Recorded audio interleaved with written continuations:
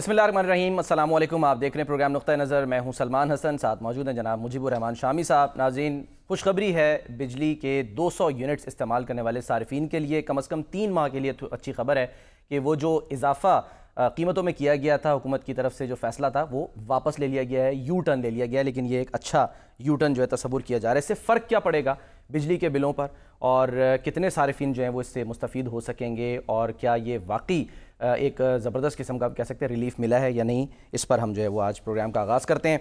शामी साहब, U turn, लेकिन एक अच्छा यू टर्न सर। ये शहबाज शरीफ साहब जो थे उन्होंने बलूचिस्तान में ये ऐलान किया था कि मैं कल एक रिलीफ पैकेज का ऐलान करूंगा इस्लामाबाद जाके, इस्लामाबाद जाकर वहाँ बलूचिस्तान के जो ट्यूबवेल हैं उनके लिए तो वो ये ऐलान कर रहे थे ना कि वफाकी और सूबाई हुकूमत मिलकर वो सोलर पैनल उनको फराहम करेंगे, और 27,000 ट्यूबवेल हैं और उनको बिजली फराहम की जाएगी।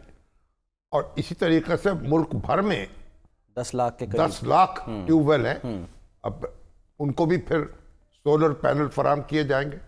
अब ये देखना होगा एहतियात से बिजली का इस्तेमाल किया जाए ताकि पानी ज़रूरत के मुताबिक निकले ज़मीन से। मैं बार बार अर्ज कर रहा हूँ, बिल्कुल, तो अगर ना ये कि पानी का बड़ा नुकसान हो जाएगा, और अगर आंखें बंद करके ये बिजली जो है इस्तेमाल करते चले जाएंगे और ट्यूबवेल चलाते चले जाएंगे। लेकिन बहरहाल आज उन्होंने उस पैकेज का ऐलान कर दिया।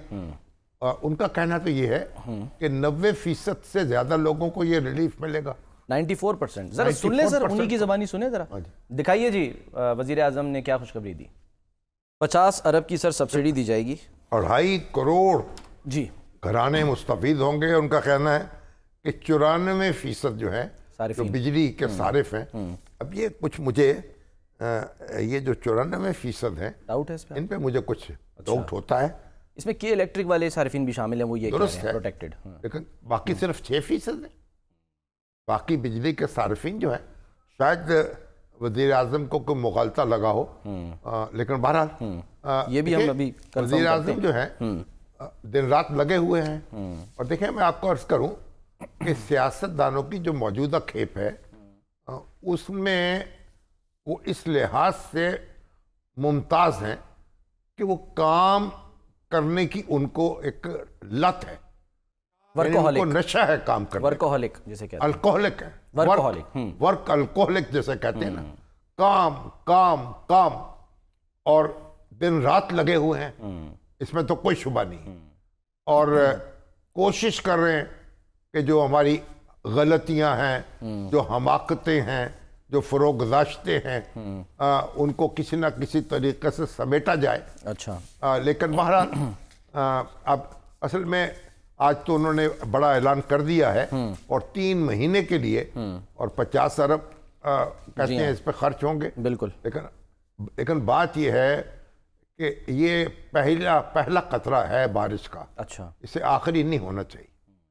मुसलसल ज़रूरत है ऐसे इक़दामात की और तदबीर की।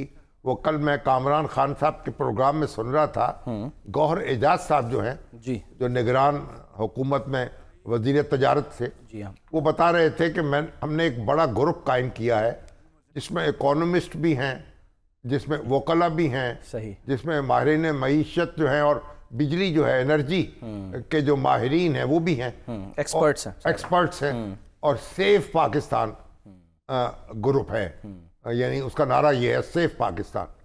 तो वो एक लाहे अमल बना रहे हैं। उसके बाद वो पिटीशन सुप्रीम कोर्ट में दायर करेंगे। ठीक है, वो भी कह रहे थे IPPs हैं और पाकिस्तान जो है वो साथ साथ नहीं चल सकते। ये बिल्कुल दुरुस्त है। IPPs को जो पेमेंट्स की जा रही हैं, कैपेसिटी, उन्होंने कैपेसिटी पेमेंट, उन्होंने हमारी कमर जो है वो दोहरी कर दी है।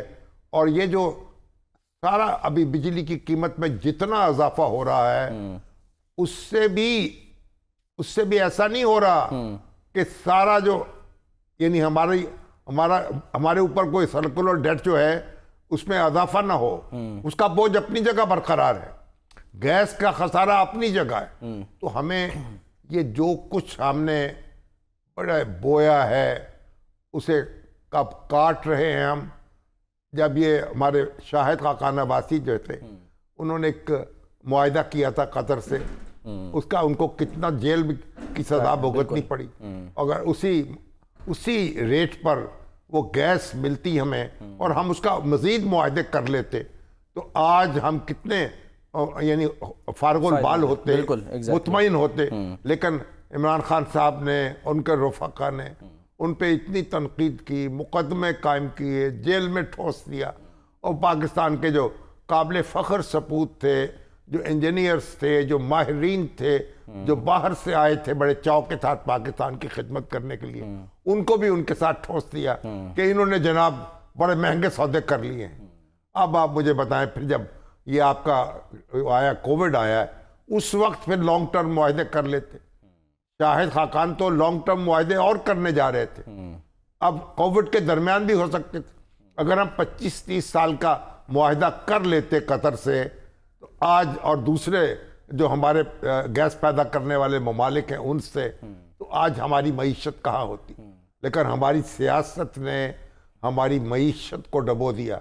और फिर जो IPPs के साथ जो मुआहदे किए गए, उसका नतीजा क्या निकले? कैपेसिटी पेमेंट जो हम कर रहे हैं, अब डॉलर जो है कहाँ 40 रुपए पे था उस वक्त, फिर 60 पे हुआ, फिर 100 पे हुआ, अब 300 रुपए के करीब पहुंच गया डॉलर। उससे अंदाजा लगा लें। लेकिन कैपेसिटी पेमेंट तो सर हम 160 के हिसाब से, वो तो 160 के हिसाब से वो बाजवा साहब ने और उसको फ्रीज कर दिया था। सही है। लेकिन कमर तो हमारी टूट रही है, बिजली इस्तेमाल नहीं कर पा रहे, कीमत अदा कर रहे हैं। बिल्कुल, इससे निकलना होगा। ठीक है, कैसे निकलेंगे ये एक चैलेंज है। ठीक है। और सारी जो अभी ये जमातें करती ना, धरना देंगे, जुलूस निकालेंगे, इनको बैठना चाहिए, अपने अपने माहिरीन जो हैं उनके इजलास तलब करने चाहिए, उनको टास्क देना चाहिए।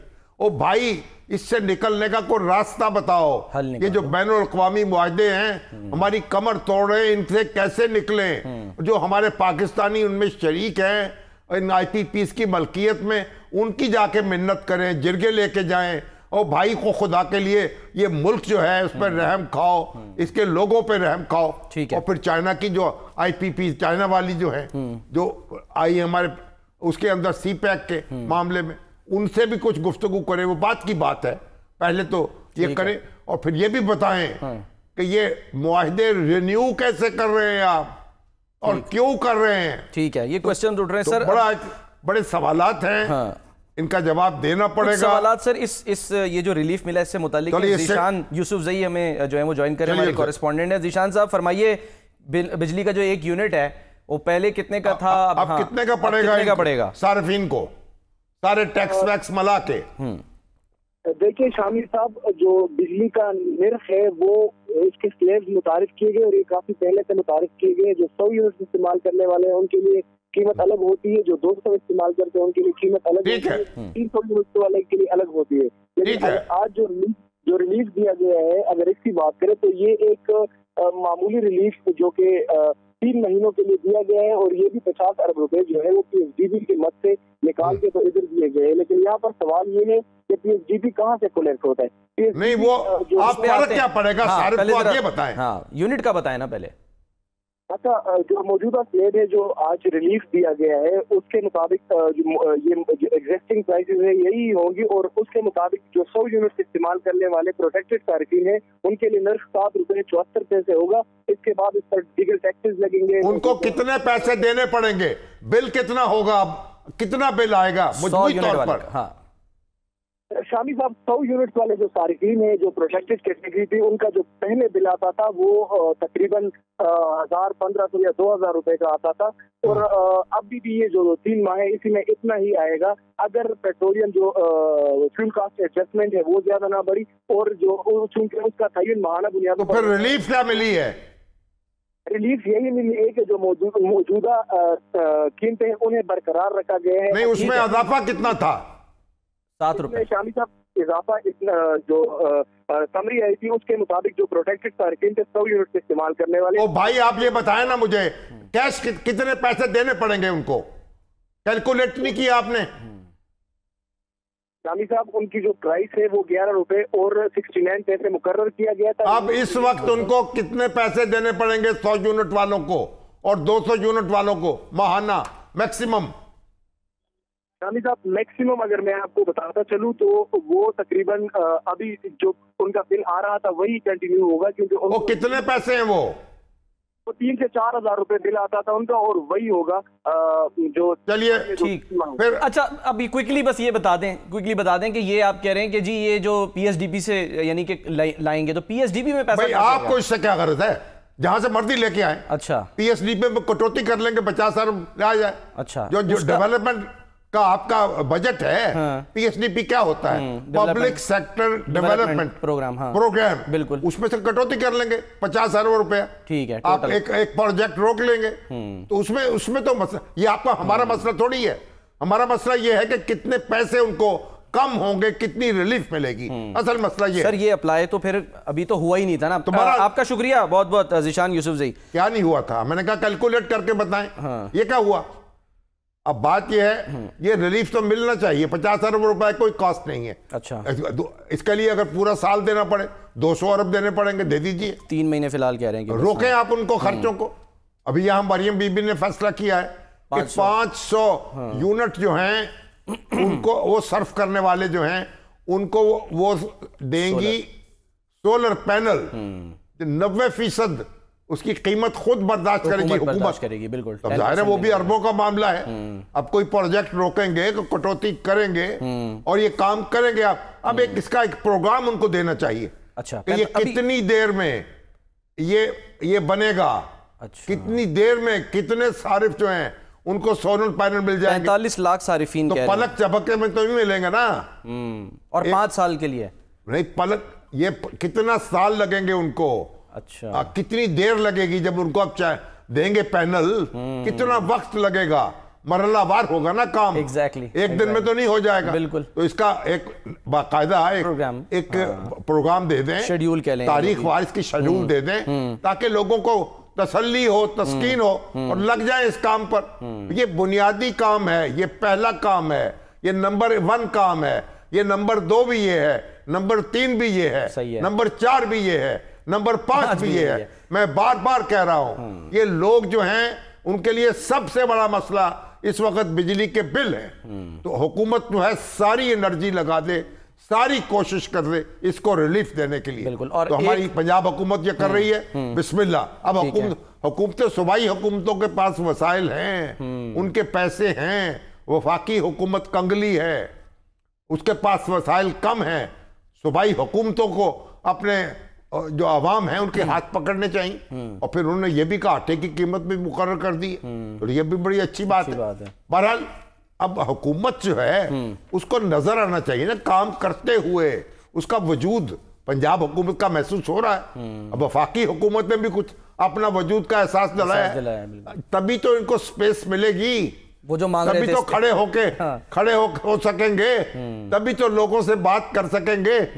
अभी तो आप देखें तो सही जज्बात का आलम क्या है।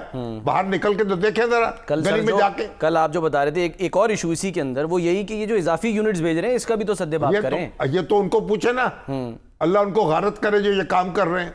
30 यूनिट बढ़ा देते हैं, कहीं 20 यूनिट बढ़ा देते हैं, कहते हैं कोई बिलिंग आप मैकेनिज्म ऐसा बनाया है कि यूनिट बढ़ जाते हैं ताकि अगली स्लैब में चले जाएं और लोगों की कमर टूट जाती है। एग्जैक्टली। और लोग जनाब हाथ उठा लेते हैं, लोग कोसने देते हैं, बद्दुआएं देते हैं। और जाहिर है कि फिर बद्दुआएं जो हैं कभी ना कभी कहीं ना कहीं तो पहुंचती है ना वो भी।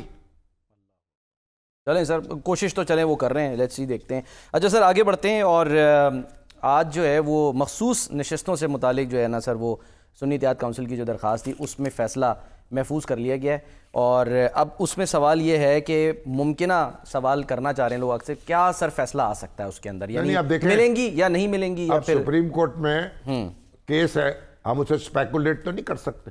आज तो हमारे वो जो चेयरमैन हैं पीटीआई के, वो भी गुफ्तगू कर रहे थे। जी बिल्कुल। तो उन्होंने भी बड़ी मोहतात गुफ्तगू की, गौर साहब ने, बैरिस्टर गौर साहब। हाँ, वो अखबार वाले तो उकसा रहे थे। उन्होंने कहा नहीं, हम सुप्रीम कोर्ट से बड़ी अच्छी तवक्कुआत हैं। सुने सर, हम स्पेकुलेट नहीं करना चाहते। आपके पास जी बिल्कुल। बैरिस्टर गौर खान साहब फरमा रहे थे कि जी आर्टिकल 51 के मुताबिक जो है सीटें किस तरह मिलती हैं, जरा सुन लेते हैं उनकी ज़ुबानी, दिखाइए जी। बहरहाल अब बात यह है कि अब सुप्रीम कोर्ट के सामने मामला है देखिए, हर कानून का जो हर मामला होता है ना, उसमें दो राय होती हैं। अच्छा। हाँ, इंटरप्रिटेशन जो होती है। अब भुट्टो केस को देख लेना, 4 जज कह रहे थे इनको फांसी लगा दो, 3 कह रहे थे बरी कर दो।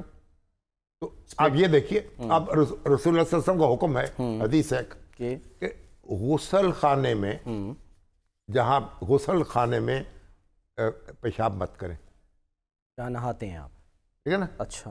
अब इसकी एक इंटरप्रिटेशन ये होगी, किसी हालत में, किसी तौर, अच्छा, आप जहां नहाते हैं वहां पेशाब ना करें, ठीक है, यूरिनेट ना करें वहां। दूसरी इंटरप्रिटेशन और होगी, वो कहते हैं नहीं, इसकी वजह पहले मालूम करें क्यों कहा। अच्छा, अब वजह क्या है? उस जमाने का गुसलखाना कैसे होता था? उसमें नकासी आपका वो बंदोबस्त नहीं होता था जैसे आज है। आज तो आप फौरन पानी इसमें डालते हैं, वो बह जाता है, बिल्कुल ड्रेन हो जाता है, और आपके ऊपर कोई चीटा पड़ने का इम्कान नहीं होता। उस वक्त तो ना उस तरह के फर्श थे, ना उस वक्त का सीवरेज सिस्टम था, और ना, यानी अब उस, इसलिए वहां तो वो ठहर जाता था और छींटे पड़ते थे, और इम्कान हो सकता है आपके छींटे पड़ेंगे, आप नापाक हो जाएंगे, बदन आपका, कपड़े जो है नापाक होंगे। सही। तो इसलिए कहा कि इल्लत, वजह जो है, एक फिका की राय ये होगी कि वजह जो है वो खत्म हो गई। आज का बाथरूम उस वक्त का बाथरूम नहीं है। अच्छा, बिल्कुल सही है, ठीक है, ठीक है। इसलिए अब आज कोई वो इसका इत्तलाक नहीं होगा। ठीक है। दूसरा अगर नहीं, जो कहा है उस, हम तो उसके लफ्ज अल्फाज में जाएंगे, रूह के मुताबिक, रूह के मुताबिक। अच्छा, तो नहीं, रूह के मुताबिक नहीं, अल्फाज के मुताबिक। अच्छा। तो अब इसीलिए ये फिका जो है, इमाम अबू हनीफा बहुत जोर देते हैं उसकी वजह पर, इल्लत क्या है। अब रसूलुल्लाह सल्लल्लाहु अलैहि वसल्लम ने एक दस्ता भेजा, एक पैगाम देना था उन्होंने। अच्छा। उन्होंने कहा भाई आप इस तरह जाएं, पैगाम्बर जो थे उनको कहा, ग्रुप भेजा एक साहबा का, वफ्द कि आप असर की नमाज वहां जाके पढ़े, यानी इतनी तेजी से जाए। अच्छा। और ये पैगाम वहां पहुंचा। ठीक है। अब वो तेजी से गए, लेकिन असर का वक्त आ गया मंजिल पहुंचने से पहले। अच्छा, फिर तो आज अब ये इख्तलाफ पैदा हो गया कि नमाज पढ़े, कि नमाज पढ़ ले या नहीं, या वहां जाके पढ़े। तो उन्होंने कहा, आज़ों ने कहा कि भाई रसूलुल्लाह का मतलब ये था कि तेजी से जाए। अच्छा, अब हम तेजी से जा रहे हैं, नमाज का वक्त हो गया, तो नमाज जो है उसका वक्त, तो नमाज पढ़नी चाहिए। तो नमाज पढ़ ली आदों ने। आदों का नहीं, हुक्म क्योंकि ये था, इसलिए हम तो नमाज जो है वहां जाके पढ़ेंगे। सही है, एक्चुअल अल्फाज को फॉलो किया, आदों ने वहां जाके पढ़ी। अच्छा। तो अब रसूलुल्लाह के पास जब वापस आए और ये अर्ज किया कि जनाब इस तरह से इख्तलाफ राय हो गया हमारे अंदर, वो मुस्करा दिए और किसी को भी ये नहीं कहा कि आप गलत हैं, दोनों दुरुस्त थे। सही। दोनों ने हुक्म की पैरवी की थी, ठीक है, कोई भी नाफरमान नहीं था। तो ये फिका है। अब अगर आप ये कहें कि कानून की पैरवी करनी है, अब जिस जमात के पास एक नशिस्त नहीं है उसको भी हमने नशिस्तें नहीं देनी है, कानून के अल्फाज पे जाना है। अगर अल्फाज पे ना जाएं तो कानून की जरूरत क्या है। सही। और एक नुक्ता नजर ये होगा कि नहीं, हम कानून की तशरीह करते हुए अल्फाज की अगर वसी तक तनाजुर में देखेंगे और दस्तूर की पूरे उसके स्पिरिट के मुताबिक देखेंगे और इसमें फिर ये फैसला कर लेंगे। तो ये इख्तलाफ राय फिकही इख्तलाफ है, इसकी गुंजाइश है। अच्छा। अब मेजॉरिटी कहां जाएगी, क्या फैसला आ जाए। और एक तरफ जनाब अतर मैन अल्लाह साहब है, वो भी जनाब रिमार्क्स आ रहे हैं, वो तो मामला 8 फरवरी के इंतखाब को बुनियाद बना रहे हैं। वो भी कह रहे हैं कि भाई अवाम की राय जो है, बाकी जुजियात को छोड़ दें, टेक्निकलिटीज को छोड़ दें, लफ्जों को छोड़ दें। और दूसरी तरफ काजी साहब कह रहे हैं भाई लफ्जों को छोड़ेंगे तो फिर नजरिया जरूरत ईजाद हो जाएगा। और आपने तो फिर मार्शल्लाओं को आपने जवाब बख्श दिया। बिल्कुल। तो बात देखेंगे। सर सलमान अगर वजह साहब जब बाहर आए, छोटी सी उनकी गुफ्तगू, उन्होंने एग्जैक्टली वो जो अतर मिलर साहब कह रहे थे ना, वो बात की जरा मैं दिखाना चाह रहा हूँ, देखिए, दिखाइए जी वो। अब ये सलमान का राजा बड़े अच्छे वकील हैं, हमारे बड़े दोस्त हैं, लेकिन एक फरीक के वकील है ना, वो अपनी बात कह रहे हैं और वो कह रहे हैं कि भाई इससे अगर इनके पास ऐसी मेजॉरिटी आ जाएगी कि ये तो आइन में तरमीम कर सकेंगे अगर नशिस्तें इनको दे दी गई। लेकिन इससे इसका नतीजा क्या निकलेगा? नतीजे से तो गरज नहीं ना अदालत को। अदालत ने तो, और मेरी राय तो ये थी, अगर पीटीआई जो है वो उसके लोग मुंतखब होने के बाद अपनी पार्टी, पार्लिमानी पार्टी बना लेते और सीटें क्लेम करते तो 100% उनको नशिस्तें मिल जाती। लेकिन बहरहाल आप भी देखते हैं ये भी सर चांसेस अब दरिया को अपनी मौज की तुगयानियों से काम, कश्ती किसी की पार हो या दर में आ रहे, अब 2/3 मिल जाए या ना मिल जाए तो काजी को इससे क्या। एक तासुर सर ये भी था कि क्योंकि वो 3 लोग ऐसे थे ना, बैरिस्टर गौहर अली अमीन, उमर अयूब, जिन्होंने अपनी जब वो आज़ाद जमा कराए थे एफिलिएशन जो है वो उन्होंने लिखी थी कि जी हम पीटीआई से हैं, लेकिन इलेक्शन कमीशन ने उनको आज़ाद करार दिया था। तो ये भी चांस है कि इन 3 की जो है ना सीटों के हिसाब से मिल जाए। वो तो और तरीके से बात होती ना, हाँ। कि उनको आज़ाद करार दे दिया, ठीक है, तो पीटीआई के पास तो टिकट ही नहीं था ना, सिंबल ही नहीं था, तो उस वक्त सिंबल तो मिलना नहीं था। जब वो लड़े हैं यानी आज़ाद सिंबल पर बल्ले के बगैर, तो कह सकते थे हम तो पीटीआई से हैं, हम बना रहे हैं पार्टी अपनी, क्या कर लेता है इलेक्शन कमीशन उनका। तो ये भी है। बहरहाल ये भी इलेक्शन कमीशन ने गलत तशरीह कर ली, ये भी कहा गया अदालत में। तो अदालत के पास तो दोनों ऑप्शन मौजूद हैं। वो हमारे जस्टिस जावेद इकबाल साहब मरहूम, उन्होंने लिखा है ना कि वो हमारे जस्टिस करम अली चौहान साहब होते थे, एक लाहौर हाई कोर्ट के जज थे, फिर सुप्रीम कोर्ट के जज भी हुए। अच्छा। उन्होंने कहा कि वो हर इस तरह का जो मामला होता था उसमें 2 फैसले लिख के ले आते थे। अच्छा। हाँ, जहां देखते थे कि जजों की जो मेजॉरिटी किधर है उधर और किधर, वो फैसला वो उसके मुताबिक वो सादर कर देते थे। तो सर 2 इंटरप्रिटेशन फैसले क्या इसीलिए महफूज किए जाते हैं? वो एक फिका हनफी के साथ की रोशनी में, हाँ। एक फिका जाफरिया की रोशनी में। अच्छा। अब आप देखें ना, पूछने वाले ही पूछ रहे हैं कि क्या फैसले इसलिए महफूज किए जाते हैं? जो है, हाँ। उसमें तो देखें चेहरे का पर्दा वाजिब नहीं है। हाँ, ईरान में तो चेहरे का पर्दा नहीं है, बिल्कुल, यहाँ तक और वो जनाब जो हमारे अफगानिस्तान वाले हैं वो डंडा लेके फिरते हैं, चेहरा ढांको, और अबू हनीफा के नजदीक भी वाजिब नहीं है। मेरे पास आए थे एक दिन अफगान कौंसल जनरल, और मैंने कहा भाई आपने ये क्या तमाशा बना रखा है? अबू हनीफा की राय तो ये नहीं है। अच्छा। चेहरे का पर्दा वाजिब नहीं है, औरतें चेहरा खुला रख सकती। सऊदी अरब में सर पहले था सख्ती, अब सऊदी अरब में भी तब्दीली। हमें क्या पता था, हम तो एक एडिटर से मिलने आए थे, हमें क्या पता कि मौलवी बैठा हुआ है। अच्छा। ठीक है, चलें सर एक ब्रेक लेते हैं, एक ज़ाहिर आम मामला, उस पर ब्रेक के बाद हम बात करते हैं।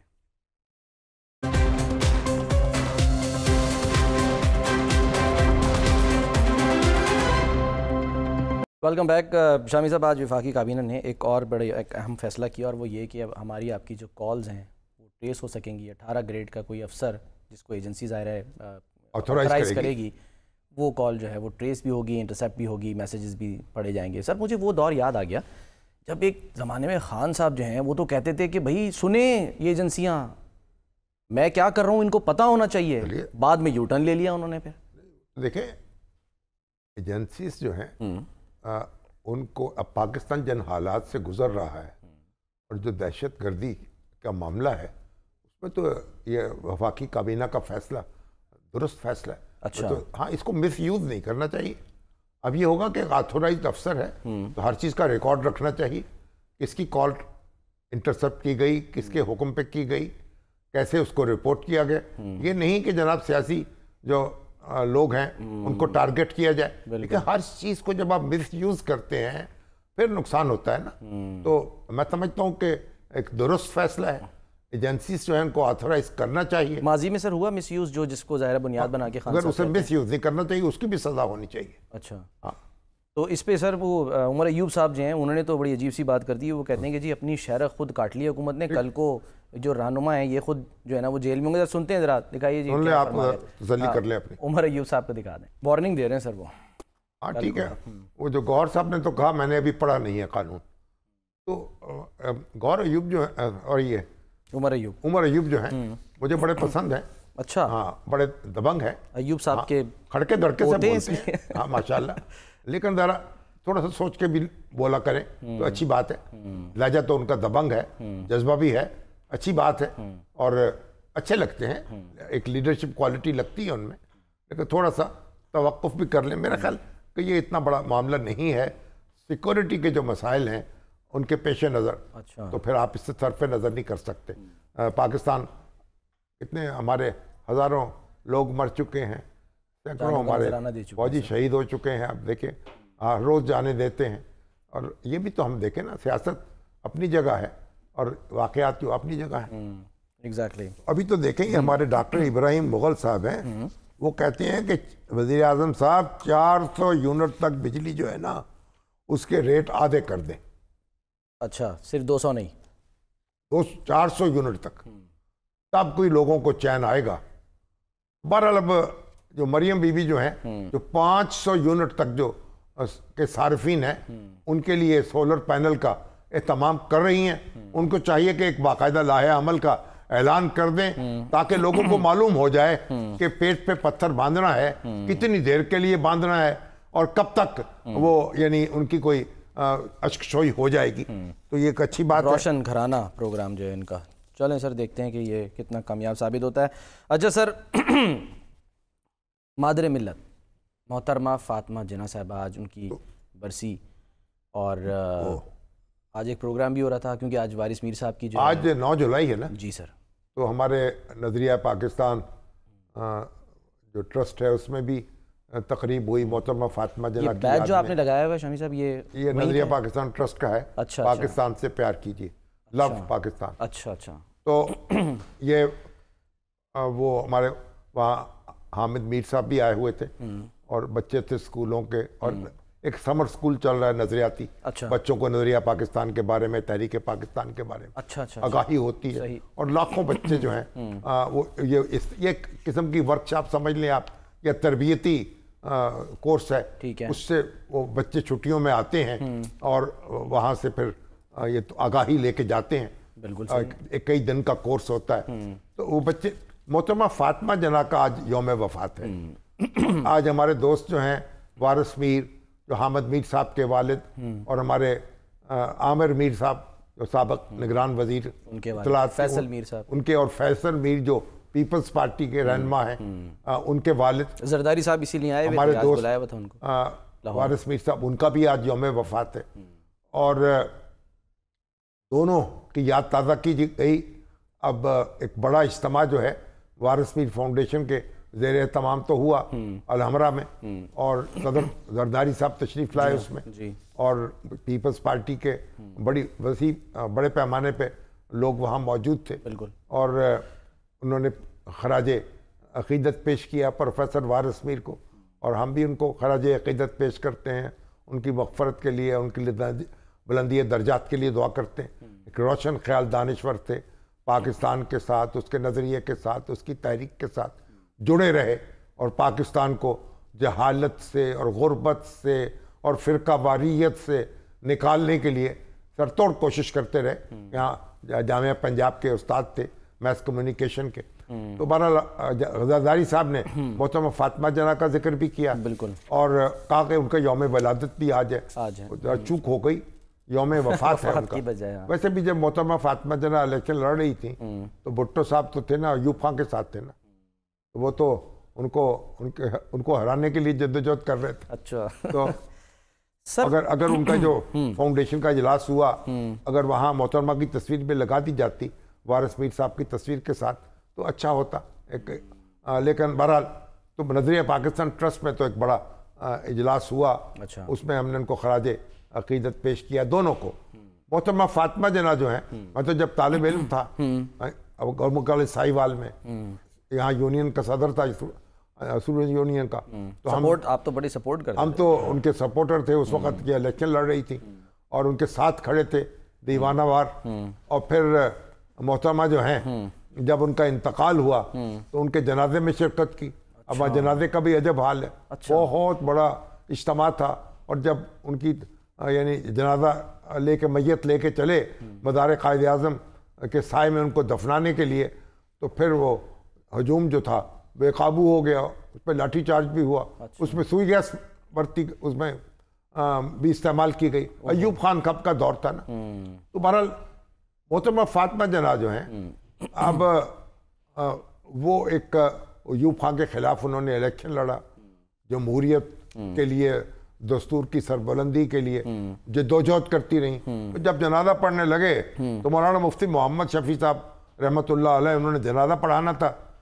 मैं मौलाना ज़फ़र अहमद अंसारी साहब और तकी उस्मानी साहब उस वक्त गाड़ी चला रहे थे। अच्छा। मुफ्ती मोहम्मद शफी साहब उस गाड़ी में बैठे थे। अच्छा। मैं एक नौजवान अखबार नवीस था, अंसारी साहब का न्याजमंद था, मैं भी उस गाड़ी में था। सही। तो वो पहुँचे, और जब वो आगे जाने लगे तो मौलाना अब्दुल रहमान बदायूनी साहब जो थे, उन्होंने फट अपना साफा बिछाया और अल्लाह अकबर कर दिया। अब मुफ्ती साहब को कुछ पता नहीं क्या हो रहा है, अब वो अपने तौर पे आगे बढ़े तो वो अपनी नमाज पढ़ा रहे हैं, उन्होंने अपना दखल दे दिया। तो 8 तकबीरों के साथ उनके जनाजे की नमाज अदा हुई। तो पहले डिसाइड नहीं हुआ था क्या? पहले डिसाइड था, मुफ्ती मोहम्मद शफी साहब उनका ऐलान हुआ था, फिर उनको तो कुछ मालूम ही नहीं हुआ। अब अब्दुल बदानी मरहूम वो भी अपने तहरीक पाकिस्तान के एक लीडर थे। अच्छा। और अब उनकी आदत थी कि जब भी कहीं वो मसलक उनका ऐसा था कि वो उन्होंने कहा मुफ्ती मोहम्मद शफी साहब के पीछे कोई नमाज अदा की जाए, अब फौरन अपना साफा, वो लंबे कद के थे, साफा बिछाते थे, अल्लाह अकबर कह के खड़े हो जाते थे। अच्छा। मुफ्ती मोहम्मद शफी साहब जो हैं उनका ऐलान हो चुका था, वो आगे बढ़ गए, माइक के पास पहुंचे तो लोगों ने फिर किसके साथ पढ़ी? अब दोनों लोगों तो खलतमल्त हो गए ना, ये थोड़ी मालूम हो रहा था कि 2 जमातें हो रही हैं, एक ही जमात समझे, एक ही नमाज।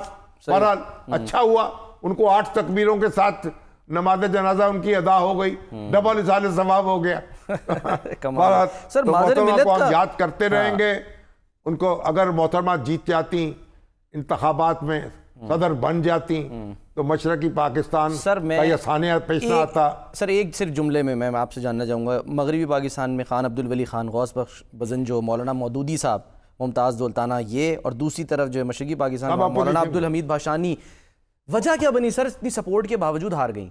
आपको भी पता है, क्योंकि सपोर्ट तो थी ना मासिस में, इलेक्ट करना था लोग, उसमें बेसिक डेमोक्रेट्स जो 80,000 की तादाद में थे, 40,000 यहाँ 40,000 वहाँ, ठीक है, उनको मैनेज करना आसान था। और फिर ये भी कहा जा रहा था जब वो आएंगी मोहतरमा तो वो खत्म हो जाएंगे बेसिक डेमोक्रेट्स, अब इसलिए वो भी एक मसला था।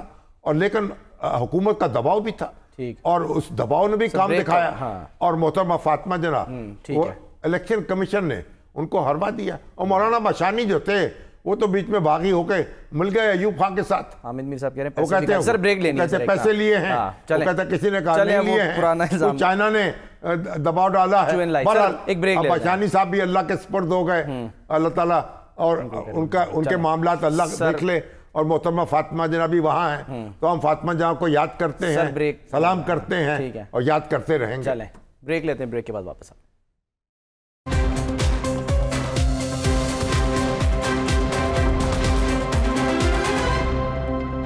प्रोग्राम का वक्त खत्म होता है नाज़रीन, अपना ख्याल रखिए, अल्लाह हाफ़िज़।